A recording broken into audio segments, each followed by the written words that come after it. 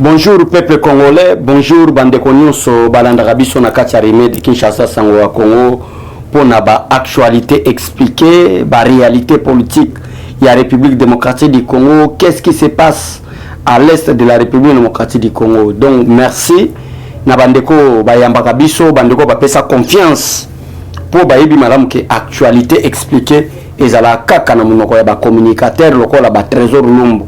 Merci na confiance pour pesa biso lelo tozo balaye na bino parce que le président de la République a tout expliqué na discours na ya PC na 76e session ya Assemblée générale des Nations Unies. Donc lelo nous voulons parler les points essentiels du message ou du discours du président Félix Tshisekedi à la tribune de l'Assemblée générale des Nations Unies. Tolini Tolobela n'a soulevé quelques 5 à 6 points essentiels on a l'union natale sa peuple congolais.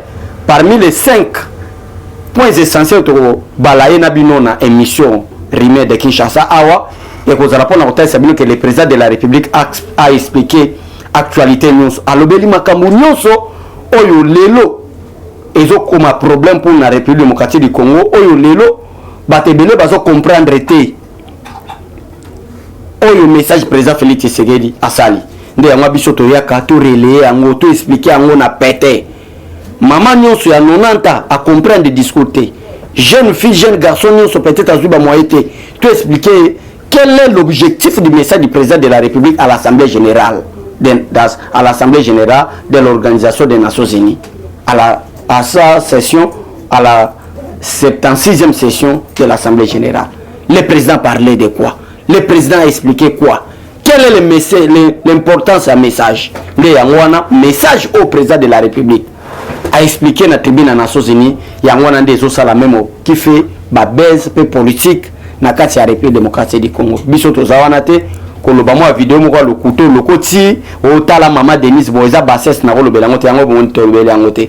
Et j'interdis à tout communicateur au pesaka message na ba réseaux sociaux, au pesaka message na ba Facebook, ba YouTube, ba télévision. Vous êtes communicateur, vous défendez les messages du président de la République, vous défendez les programmes du président de la République, vous défendez l'intérêt général. Population zozela biso musala, population zozela biso travail, population zozela biso to expliquer bango mboka zo kenene nini. Ba basse so bino bozola na ba réseaux sociaux. Oh boye, oh maman Denise Gisèle. Et ça ba pièce ba montage de toutes pièces. Yango zo mona par rapport à l'actualité wana. Ba papi tamba bazako legate bazanga maloba ko loba. Ba papi tamba ba komi ko loba pour nous expliquer ba bêtise. Oh le tiko salemate. Donc peuple congolais n'a rien à la famille du président de la République, il n'y a rien et pas à maman Denise. Botika la kolobela ba bêtise wana momoni na boy ko expliquer ngote. Bon le belangote bo pesa gaz na n'importe qui te. L'essentiel pour nous, nous voulons travailler pour l'intérêt du peuple congolais. Nous voulons travailler dans le changement mboka na biso. Nous voulons travailler sur base de la démocratie, sur base d'une justice équitable pour le peuple congolais social et fan. Basé sa pamba wana tout le bâtiment, nous avons beaucoup de choses à parler. Le message à chef de l'État on a le belalelo. Il y a beaucoup de choses là dedans à expliquer au peuple congolais. Donc quand matin na Facebook on le n'importe quoi, vous parlez de n'importe quoi. Merci, que Dieu vous bénisse. Na confiance au BPC au président de la République na message au topesi bondimi yango, je crois peuple congolais andimi yango malam. Ce qu'il faut retenir du discours du président Félix Tshisekedi à la 76e session de l'Assemblée générale des Nations Unies. Le président de la République a commencé par attaquer faiblesse ya ONU na kati ya République démocratique du Congo parce que Tindaki batunaye o lelo comme MONUSCO. Il y a les représentants de l'ONU à on a combat ben MONUSCO. Mais le président de la République, il faut être un homme sage, intelligent pour comprendre que le président de la République a détaillé faiblesse. Il y a des Nations Unies, il y a des pays moussous. Il a plaidé pour que les forces d'intervention de l'ONU adoptent de nouvelles stratégies d'attaque contre l'ennemi. La MONUSCO n'attaque pas. Dans l'Est de la République démocratique du Congo, MONUSCO attaque raté. Bazanaka ko sala ba communiquer tant de morts. Boye salemi boy. Boye salemi boy. Boye salemi boy. Mais basala ka contre attaque té. Obiso tozawana ba militaire pour la République démocratique du Congo te tozawana pour la soutien à FRDC. Mais président Félix Tshisekedi a talisi bango peuple congolais. Bota la président Motema Malamu. Bota la président Oyo a souni peuple congolais. Alors bi bo changer ba discours na bino bo changer moyen d'attaque na bino ba bengi bino force d'intervention rapide ba bengi bino force d'intervention à MONUSCO. Si vous n'attaquez pas, en quoi vous êtes force d'intervention? Pourquoi ba bengi bino force spéciale d'intervention? Alors bo changer ba stratégie na bino et que bon mon ennemi bo bombarder, bon mon ennemi bo attaquer, bon mon ennemi bo frapper parce que boye pour la paix et on ne peut pas parler de la paix sans attaquer. Si vous voulez la paix, préparez-vous la guerre.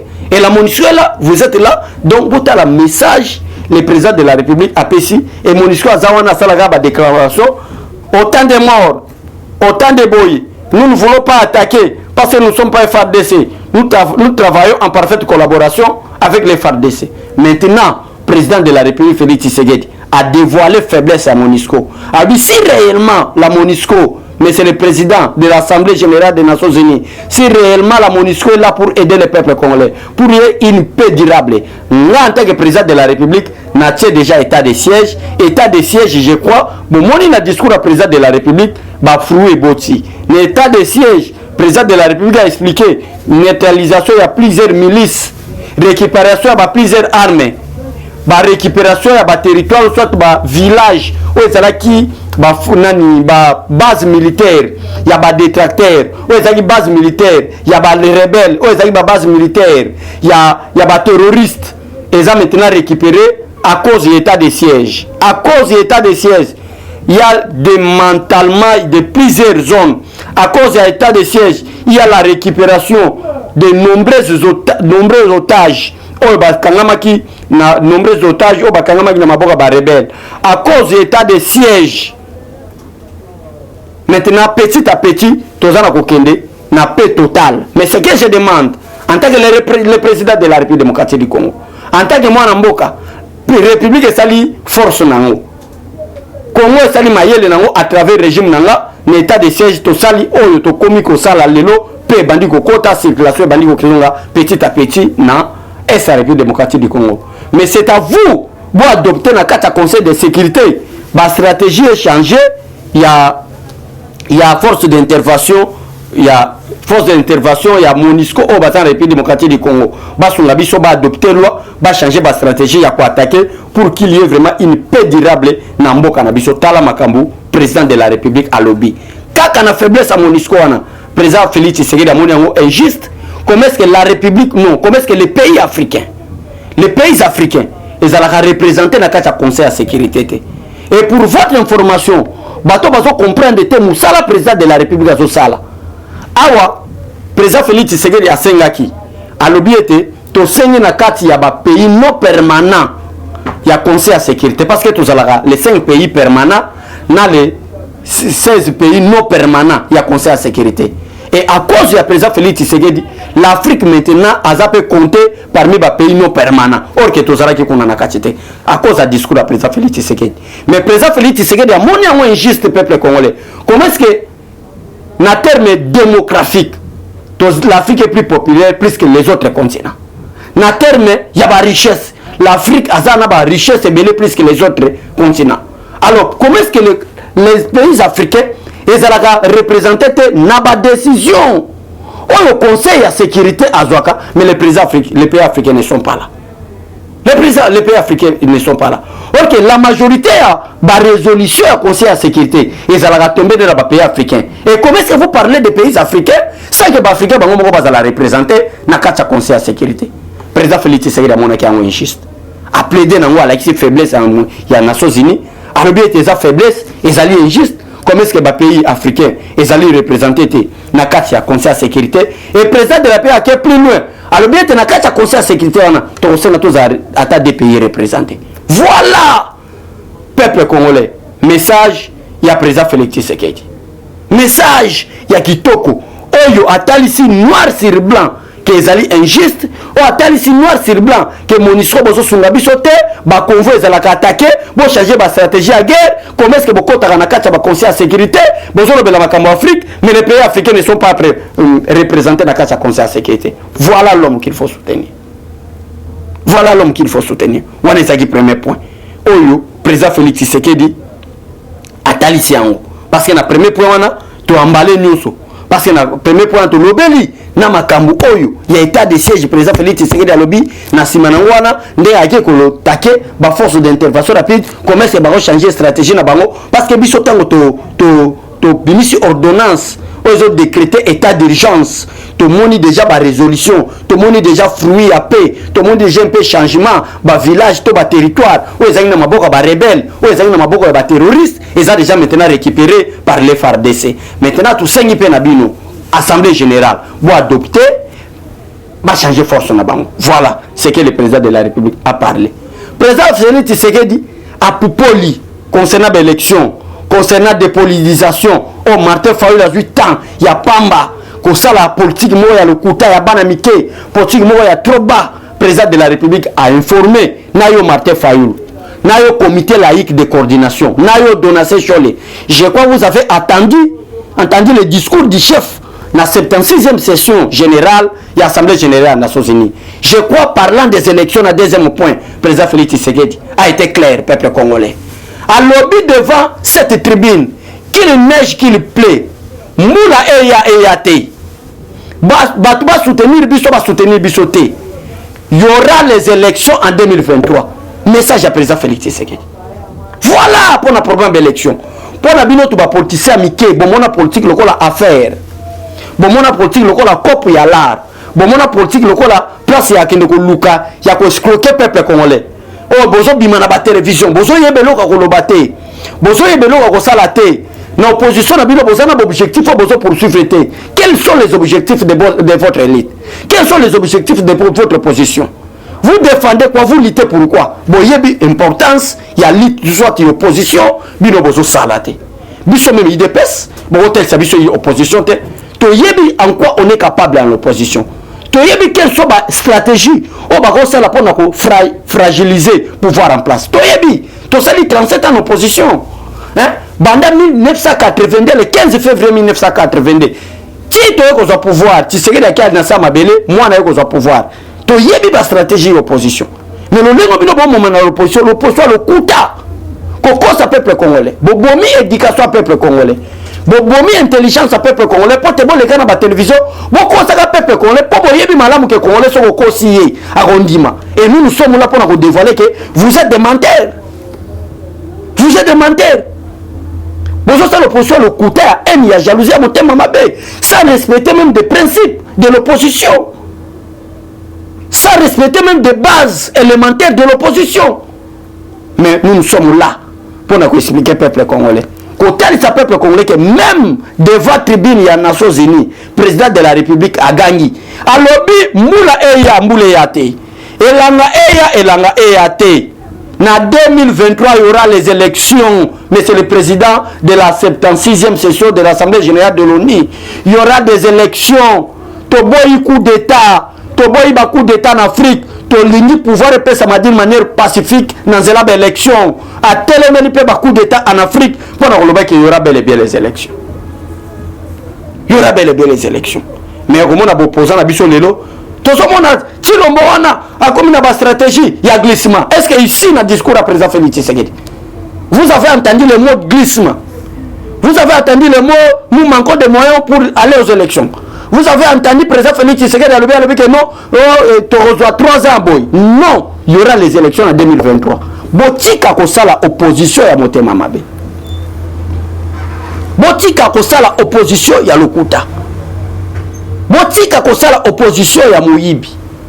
Si to fandi na pouvoir tozo bunda, tozalaki ko lité na opposition, côté sa peuple congolais, démocratie égalité, liberté d'expression égalité, justice équitable égalité. C'était ça les objectifs principaux. Il y a opposition à Katia IDPS.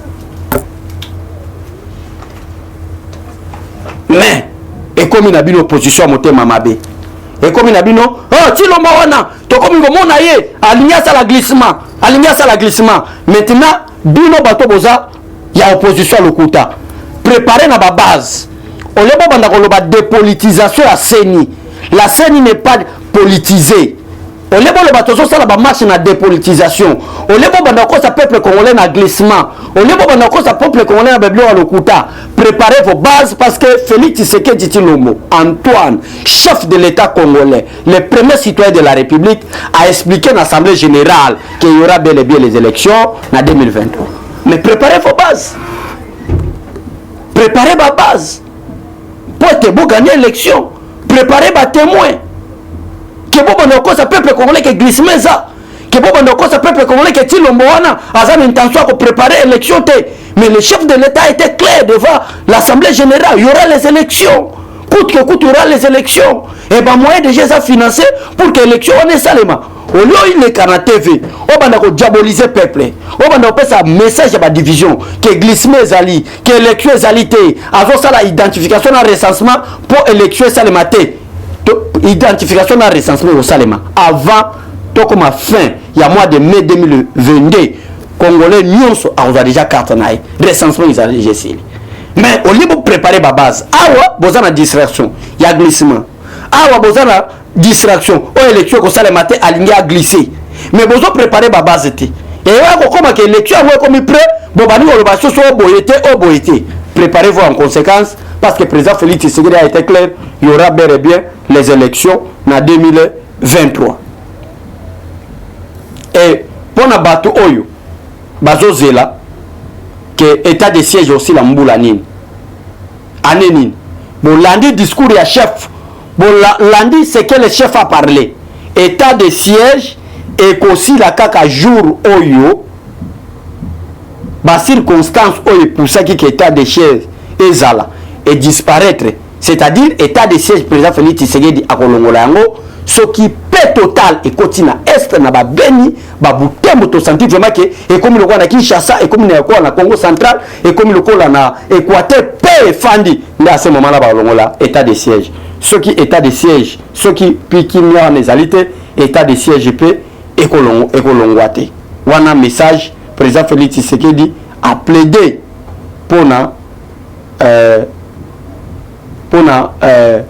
état de siège na bateau bazao sala ba discours que mbula nini eko sila mais président Félix Tshisekedi peut approuver de quoi il est capable approuver de quoi il est capable le peuple congolais président était clair to tient à disposition sur le plan économique pour l'intérêt du peuple congolais est l'économie peuple congolais est la ratosana pour ça tout son maçon à 1000 francs peuple congolais est la qui social peuple congolais le but que le changement mais changement beaucoup on est dit mbongo ya l'état congolais mbongo ya contribuable congolais ezako qui na poche Beminaku na poche ya Ben Karubi na poche ya Joseph Kabila na poche ya Beminaku na poche ya Janine Mabunda na poche ya bakadre nous ça peut perdre mbongo ya l'état ezaki bongo na bango nde yango bomona ki affaire ya connexion à la carte bancaire na bango na banque centrale pour babimisa mo na trésor public siko mbongo ya social ekouta wapi mbongo kotonga ba immeuble congolais comme lokola Europe ekouta wapi parce que batu ba komisa ki kesi ya l'état congolais ba poche na bango ba komisa ki mbongo ya l'état congolais mbongo afutela bana bango ba Minerval ba billet d'avion ba kinotsa ba université na ba poto ba yawa po ba dominer petit peuple toujours na politique ya mabe. Mais le président Félix Tshisekedi a expliqué en mot. Alors le peuple congolais, s'il le plaît, l'économie vous à la calme.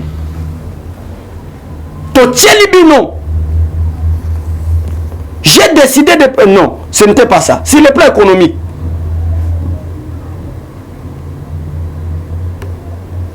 Je m'excuse, le peuple congolais. C'est le plan économique. Le président Félix Tshisekedi a tenté au programme avec FMI. Tous ceux qui sont dans le programme T. Qui contrôle ma bête et la RDC bénéficie de l'assistance de la Banque mondiale pour réaliser des grands projets sociaux. Des grands projets sociaux. Oh, le peuple congolais a kobanda ko somba soso au lieu de tolobaki na 2500 bon on y a soso na 1000 francs même en Europe on n'achète pas comme ça même aux États-Unis bon bango boité vu les richesses que Congo a vu du sérieux président Félix Tshisekedi a tient dans le domaine économique et financier peuple congolais bon somba mboka oyo bon somba soso na mboka oyo na 1000 francs le problème entre Félix Tshisekedi et vous Le problème entre le régime de Félix Tshisekedi et les autres là, les aînés, ce qui va nous départager avec vous, c'est le facteur temps. C'est le facteur temps. Les mensonges, la démagogie, le couteau pour expliquer au peuple congolais les loups. Avec le facteur temps, le peuple est incapable de expliquer au peuple congolais. Et le peuple congolais a un abino dans ma boque, vous avez mentir. Beaucoup de abino les loups. Bon, le banabino obogoloba les loups. Mais vous évitez trop le président Félix Tshisekedi dans le côté Limboka. Vous évitez les boulots, qui RDC, le président Félix Tshisekedi a joué vraiment dans les botans mobima qui est en kati.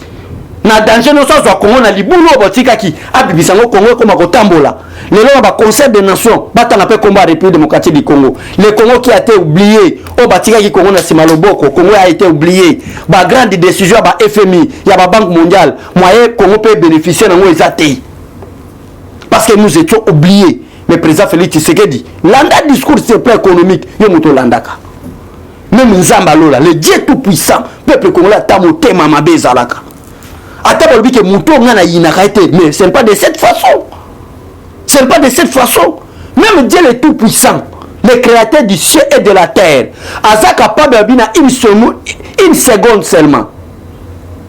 Nous sommes réalisé. C'est lui le maître des temps et des circonstances. Le Dieu Tout-Puissant. A capable de dire que Mokili, Lola, nous sommes existé. Nous existé. Et limo, na seconde limo. Mais Nzamba soki temps abide lelo nazo sala likolo na mabele lelo nazo sala bazamba ba mai lelo nazo bimisa banyama lelo nazo sala boy lelo nazo sala boy. Ce qui va nous départager avec vous des égoïstes politiques, c'est facteur temps. Si Dieu est le maître des temps et des circonstances, azoki temps ko sala eloko terre premier jour, azoki temps ko sala eloko mususu deuxième jour, le Dieu tout puissant qui n'est pas un homme. Le Dieu tout-puissant, Nicolo na mabele fani na maboko na ye, azul du lundi au samedi, azo salaka musala lembite.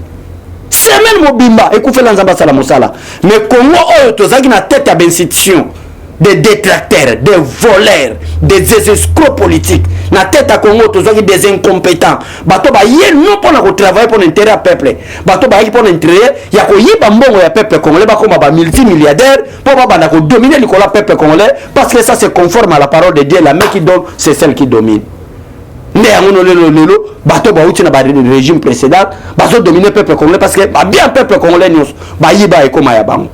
Mais président Félix Tshisekedi ayé albi que na banda ko kundola na binisa Congo na sali bulu na tiango na raye tambola lelo Congo bandi ko tambola peuple congolais il faut ala ingrat sozo reconnaître makaso président Félix Tshisekedi la salité corruption et sili na Congo bon toko le bateke sili parce que tous allons kotate na ndenge zalaki malembe mongo à l'état que ces ofimba ba détourner à deniers publics bazo kangama ndi yango ils ont poussé que dans quelques 2-3 semaines bon, on sait ce qui va se passer dans la République démocratique du Congo. Voilà les points essentiels. Otoyaki, Total Sabino. Merci Nandeko Ransi, na plateau Atigeli Bisso. Pour te faire cette émission, te expliquer les discours et expliquer du chef de l'État. Au peuple congolais, peut-être à toi qui t'en colandate. Les loyaux, te pour te expliquer Bino. Merci, Nabandeko Nyonso Balandara Bisso. Merci na message. N'engezala qui véhiculé. To les cas qui n'a pas chaîne, to bike bo kende. Na New York, botai ma diboso ba télévision, bolanda discours chef parle de la République démocratique du Congo et le chef aussi a parlé de la République démocratique du Congo. Coup de chapeau, mon président, mon Fachi Béton, que Dieu vous bénisse. Merci na ba bonné nyonso, baton nyonso ba soutenir na biso. To zala concentrer l'intérêt en boka na biso. To zala concentrer na sécurité ya peuple na biso na ba bien peuple na biso. To battre la régime malam parce que ça régime et y est pour changer mboka. Des raisons pour lesquelles au monde Babylone muso babo na ba réseaux sociaux boy. C'est la bassesse to le belangote. Que Dieu vous bénisse. Au revoir et à la prochaine. Eshima, votre magazine qui bat au rythme de l'actualité. Retrouvez la nouvelle édition. Exclusivité, Sakombi Molendo, le pionnier de la bancarisation. Le ministre des Affaires foncières a signé le 3 juin 2021 avec son collègue des Finances l'arrêté interministériel portant bancarisation des opérations foncières et immobilières supérieures ou égales à $10 000 américains. Une première en RDC concrétisé par celui qui fait figure de porte-étendard de la numérisation et de la sécurisation des titres fonciers. Aimé Sakombi Molendo est de plein pied dans la matérialisation de sa politique qui suit la vision du chef de l'État, Félix Antoine Tshisekedi, celle de faire du numérique un levier d'intégration, de croissance économique et de progrès social. Nation, gouvernement des warriors, bilan de gestion dès son premier jour du gouvernement Samalou Kondé. Sonas, le DG Lucien Boniemé Ekofo présente un bilan largement positif pour les grandes réalisations du premier semestre 2021. À lire également l'interview de Seth Kikouni portée sur les questions d'actualité. À la découverte de Tissia Mukuna, la DG de la marque La Quinoise, café planté et transformé à Kinshasa. Interview exclusive de Richard Ilunga, DG de l'ONIP, qui confirme l'identification de la population congolaise avant les élections 2023. Un an de patrouille financière, les audits de l'IGF mettent à l'écart les mandataires impliqués dans la mauvaise gestion des deniers publics grâce à Jules Alinguete, inspecteur général des finances, chef de service. Une analyse sur les coups d'État en Afrique et leurs conséquences. Retrouvez l'intégralité du magazine Eshima dans les kiosques. Eshima Magazine, un nouveau standard d'information.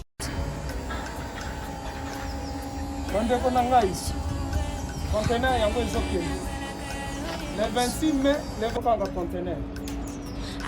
Conteneur chaque mois. Donc, next ekozala le 26 mai. Olingo tinga vélo. Mutuka. Lise aussi otangi. Biloko tout pour même cannabis. Benga biso. Comme ça, toya, so même biloko tout tinga na Congo.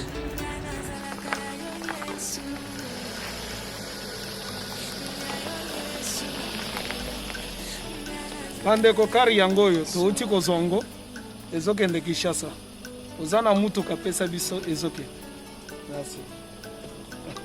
Le 26 mai, mosusu ekwende. Il y a 2021 otozana ngo. Donc tosala ka chaque mois. Oza besoin na carton benga biso. Biso munene yango. Moyenne yango.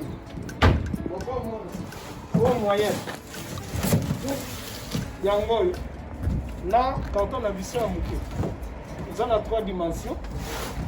Onyo solingo tinda benga biso tozozwa ba vélo, tozozwa ba valise, mituka tozozwa. Donc eloko tout tozomema na Kinshasa. Merci beaucoup. Mutuka, vélo, salon, biloko ndako, biloko tout tozomema. Donc vous hésitez que benga biso tozala na pona ko